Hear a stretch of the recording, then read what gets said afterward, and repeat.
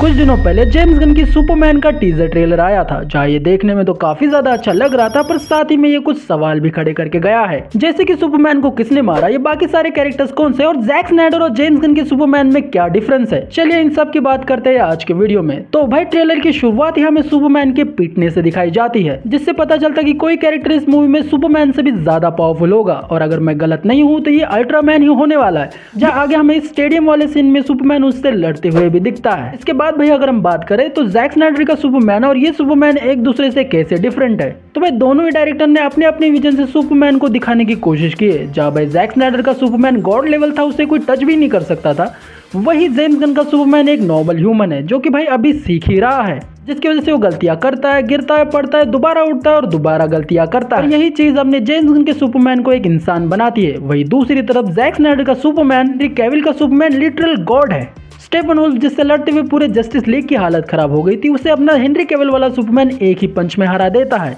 पर James Gunn का Superman ऐसा नहीं है, वो सीख रहा है, वो अभी भी बच्चा ही है, वो गलतियां करता है, उससे सीखता है और दोबारा गलतियां करता है।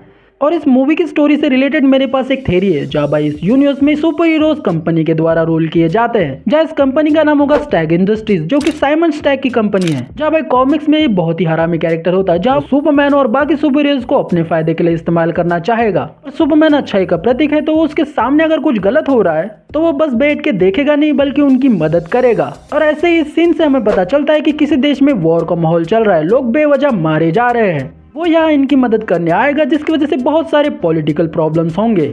सुपरमैन को एंटी नेशनल घोषित कर दिया जाएगा, यानी कि कोई भी उसके बाद उसकी मदद नहीं करेगा। इस मौके का फायदा उठा के लेक्स लूथर भाई अपनी अल्ट्रामैन की मदद से सुपरमैन को पकड़ ले। कि इस सीन में हम सुपरमैन को एक क्यूब में बंद होता भी देख सकते हैं, और इस सीन में वो बहुत ज्यादा वीक लग रहा है। इसका मतलब लेक्स लूथर किसी तरीके से उसकी पावर्स ऑब्जॉर्ब कर रहा है, जो कि वो अपने सुपरमैन के सस्ते क्लोन अल्ट्रामैन में डालेगा। इसके बाद भाई गाय गार्डनर का जो ग्रीन लैंटर्न है, वो इस मूवी में एक इंपॉर्टेंट रोल प्ले कर सकता है। जहाँ भाई हो सकता है कि ये मूवी एंड आते आते उसको सैक्रिफाइस कर दे। जेम्स गन का ये स्टाइल है कि वो अपनी मूवी में 2-4 कैरेक्टर्स को तो मार ही देते हैं। फॉर एग्जाम्पल भाई सुसाइड स्क्वाड देख लो, या फिर उनकी कोई भी मूवी उठा लो, ऐसा तो दिखता ही है। इसके बाद भाई सुपरमैन, हॉकगर्ल और बाकी सुपर हीरोज मिलकर इस सुपर विलन का सामना करेंगे, जो इस खिड़की के बाहर दिख रहा है।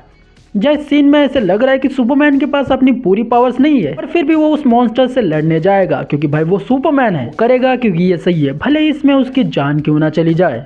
वो ऐसा ही है, वो सच्चाई का प्रतीक है, वो इंसानों से ज्यादा इंसान है। यही सुपरमैन हमें कॉमिक्स ने भी दिया था, और यही सुपरमैन हमें जेम्स गन भी दे रहे हैं। ये सुपरमैन का मेन एसेंस है। हेनरी कैविल के सुपरमैन को तो कोई टॉप नहीं कर सकता, वो तो भाई नेक्स्ट लेवल है। पर हमें इस डेविड कॉर्नस्वेट के सुपरमैन को भी एक चांस देना चाहिए, क्योंकि भाई डीसी वो ओपोनेंट है जिसके गिरने के बाद उठने की आकांक्षा नहीं थी, पर फिर भी डीसी खड़ा हुआ है, वो फिर से एक बार लड़ने के लिए तैयार है, और हमें एज अ फैन उनका सपोर्ट करना चाहिए। बाकी भाई ऐसे इंटरेस्टिंग वीडियोस के लिए तुम सब्सक्राइब कर सकते हो, और सुपरमैन से रिलेटेड तुम्हारी कोई थ्योरी है तो भाई उसे भी कमेंट्स में बता सकते हो। नेक्स्ट वीडियो में उसको जरूर से मेंशन करूंगा, और भाई शाउट आउट भी मिलेगा। बाकी मैं मिलता हूँ एक नेक्स्ट वीडियो में, तब तक के लिए